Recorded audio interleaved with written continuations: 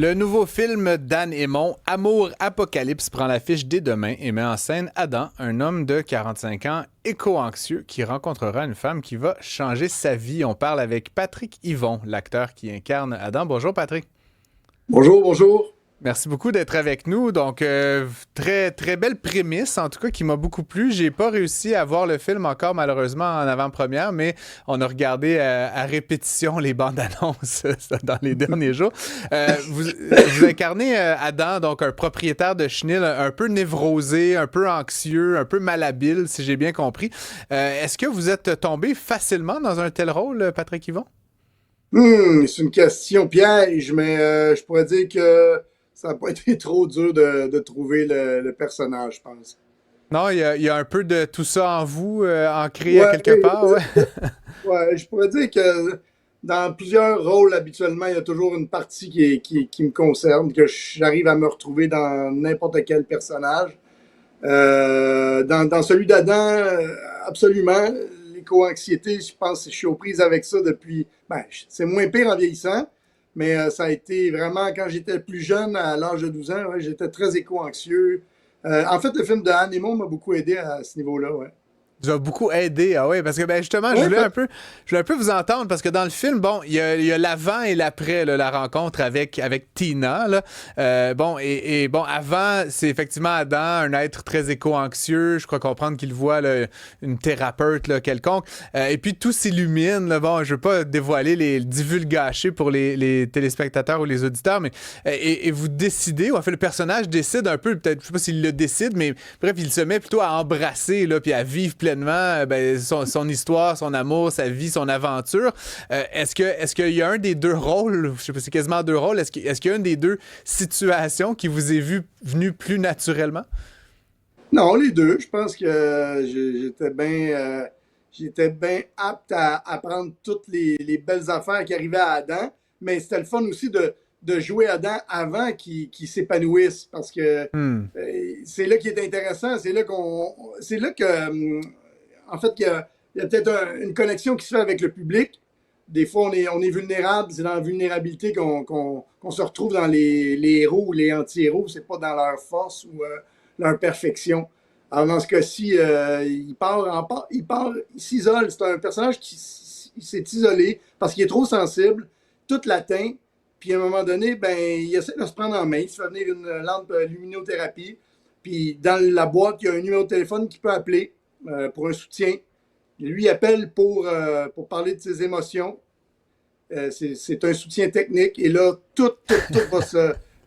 Tout va se. Comment je peux dire? Il va y avoir un engrenage positif pour Adam. Et en fait, c'est sur fond d'apocalypse, mais Ouais. c'est pas ça qu'on retient. On est plus avec Adam puis sa quête d'embrasser la vie, de bien aller, de se découvrir, de donner un autre sens à sa vie que celui de alarmiste de la fin du monde. Et donc, ultimement, parce que, encore une fois, j'ai pas vu le film, mais j'ai vu suffisamment des clips pour. Il y a comme une forme de fin du monde qui arrive, mais le personnage, là, vous, Patrick Yvon, prenez la fin du monde un peu comme une aventure, là, si je comprends bien. On embrasse ce bordel, là. Enfin, il se passe plein de choses, mais est-ce que c'est une attitude que Patrick Yvon, là, où que vous soyez demain matin, est-ce que c'est une attitude que vous voyez qu'on devrait adopter comme contemporain au Québec, là, face à l'inévitable là, qui est en train un peu de nous arriver à l'échelle de la planète? C'est une très bonne question ce que vous posez là. Je pense qu'on n'a pas le choix. Je veux dire, individuellement, on ne peut pas faire grand-chose. On peut faire plein de choses collectivement. Moi, il y a quelque chose en dedans qui me dit d'agir de telle façon. Moi, j'aime la nature. J'aime ça. J'ai goût d'en prendre soin. J'ai goût de... Mais si j'en prends soin, c'est pour l'humanité. C'est l'humanité. La Terre va survivre. La nature va survivre à l'humanité. C'est nous autres. Est-ce qu'on a le goût de rester là ou pas? Est-ce qu'on pense à nos enfants ou pas? Ça, c'est tout le questionnement que le film peut amener chez le spectateur, mais c'est surtout de dire, si jamais il y a quelque chose, on va mourir de toute manière. Fait que comment on occupe notre temps sur la planète Terre? Ouais. Est-ce qu'on s'en fait tout le temps? Est-ce qu'on a peur de tout? Est-ce qu'on a peur de l'autre, de notre voisin? Ou on a le goût d'embrasser tout ça, puis d'avoir du plaisir? Puis, l'inévitable va arriver de toute façon. Fait que faut s'occuper de ce temps-là. Fait qu'il faut prendre ça comme une aventure. C'est très bien dit comment vous l'avez amené. On va peut-être écouter juste un tout petit clip, là, quelques secondes, puis j'ai une question pour vous tout de suite après. OK. Faire des choses qu'on peut même pas imaginer. Des guerres civiles pour les ressources, nos systèmes vont s'effondrer. C'est déjà commencé, là. Fait qu'en gros, c'est ça. Ça va bien. Là. C'est pas... je veux pas créer de malaise ou être trop déprimant.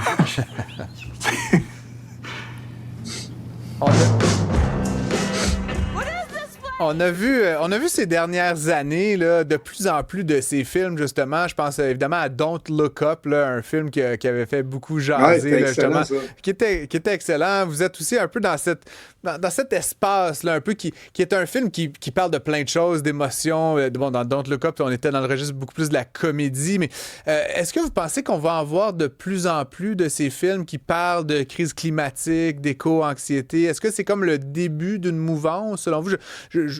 Encore une fois, je comprends que vous êtes comédien, là, mais quand vous regardez un peu ce qui se passe dans l'univers du cinéma québécois ou à l'international, est-ce qu'on est au début de quelque chose?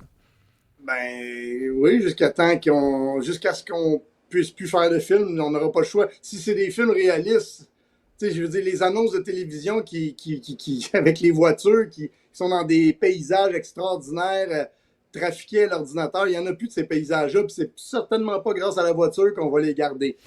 J'utilise une voiture moi aussi, mais à un moment donné, je sais pas, faut s'ouvrir les yeux, il faut vivre dans la réalité. On peut ne pas vivre dans la réalité aussi. Ça dépend de chacun, j'imagine. Moi, j'aime ça, savoir c'est quoi la vraie affaire, mais en même temps, il faut que je continue à vivre. Fait qu'il faut que j'ai assez d'espoir pour me lever le matin. Je pense que c'est... Je sais pas comment on va... mais c'est sûr que ça va apparaître de plus en plus parce qu'on peut le constater à chaque fois, à chaque mois. Je pense pas que c'est une affaire qui est inventée par l'humain puis qu'il y a une conspiration pour nous faire croire que ça va mal alors que ça va pas. Ça va pas si mal, je sais pas. Moi, je pense on est assez d'accord là-dessus, Patrick Yvon, vous et moi. Je voulais terminer en vous parlant de la production, de la réalisation du film lui-même. Vous faites un duo quand même avec la charmante Piper Perabo qu'on a vu à l'époque dans Coyote Ugly il y a très longtemps, plus récemment dans Billions, dans Yellowstone, une comédienne anglophone. Le dernier film majeur qui a exploité le bilinguisme dans sa trame narrative, c'est Bon Cop, Bad Cop, qui est, je pense, le film, en tout cas un des films les plus vus et qui a généré le plus de recettes au box-office de l'histoire du cinéma québécois. C'est comment jouer un film comme ça avec une comédienne dans une autre langue où on est à cheval entre deux cultures, entre deux univers? J'aimerais un peu que vous me décriviez justement le comédien, comment on vit ça, un film en deux langues comme ça. Ben, avec Piper, ce qui a été facile, en fait, c'est que j'avais l'impression qu'elle était comme moi, comme nous. C'est une personne qui a abordé ce projet-là. Elle l'a embrassé, ce projet-là. Elle aimait le scénario en partant. Elle n'a pas commencé à poser plein de conditions. Elle ne voulait pas un traitement différent non plus. Fait que ça a aidé beaucoup à souder une équipe, à en créer même une famille, je pourrais dire. Donc, à partir de ce moment-là, on se reconnaissait à plusieurs niveaux. Puis, je veux dire, elle est américaine, mais nous autres aussi, on est en Amérique, juste au nord, à 5 heures d'auto de chez elle. On n'est pas loin. C'est sûr qu'il y a des différences de pensée, mais en même temps, pas tant que ça. En tout cas, moi, je ne l'ai pas senti quand on jouait ensemble. Fait que, même pour moi, jouer en anglais, c'était un défi. Moi, j'appréhendais beaucoup quand même cette affaire-là. Puis finalement, une fois qu'on connecte humainement, tout le reste, tant qu'on se comprend, moi, j'avais un texte en plus. Fait que j'avais juste à l'apprendre bien comme il faut. Puis on se comprenait très, très bien. Puis ça a été facile. C'est quelqu'un comme... En tout cas, moi, je l'ai senti. Elle a fait partie de l'équipe comme si elle avait habité ici depuis toujours. C'était vraiment super. Elle a même commencé à apprendre le français quand elle était avec nous. Elle allait tout le temps au village des valeurs magasiner. Elle essayait plein d'affaires. C'est quelqu'un de vraiment qui se mêle à tout le monde. C'est quelqu'un de profondément bon. Oui, j'imaginais bien qu'elle avait qu'elle avait appris la langue. On a vu d'ailleurs des entrevues avec vous et la réalisatrice à Cannes, là, par exemple. Ça avait l'air d'être un contexte de belle complicité. Je suis avec Fred Bastien en studio. Fred, peut-être un petit commentaire, une petite question. Hein? Bonjour, M. Yvon. Rapidement, là, le film sort demain. Salut. On sait que c'est un marathon, là, faire un film, sachant que le public va le découvrir là, cette semaine, là, dès demain. Comment on se sent au bout de ce marathon-là? En fait, je voudrais pas être à la place d'Anne Aymon. Puis le producteur, moi, ma job est comme faite.